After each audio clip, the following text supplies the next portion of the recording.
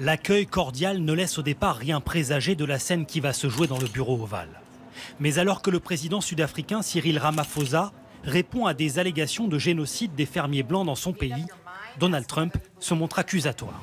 Nous avons des milliers de témoignages qui racontent ça. Le président américain endosse alors le costume de procureur et de metteur en scène.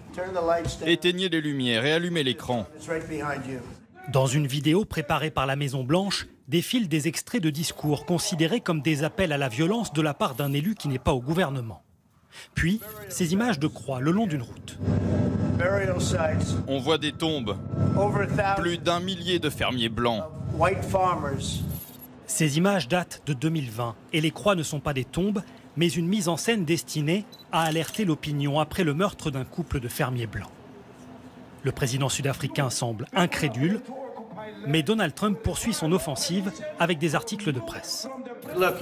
Regardez, des tombes partout, uniquement des fermiers blancs enterrés. Cette photo a pourtant été prise après des violences en République démocratique du Congo et non en Afrique du Sud. Vous les autorisez à prendre la terre des Blancs. Non.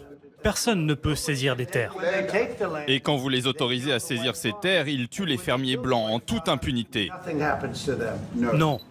Ces accusations sont très répandues au sein de l'extrême droite américaine, propagées notamment par Elon Musk, présent hier. Le président sud-africain fait alors intervenir un autre milliardaire de son pays, une vieille connaissance de Donald Trump. Il y a trop de meurtres dans notre pays, mais ils ont lieu des deux côtés, pas seulement des fermiers blancs.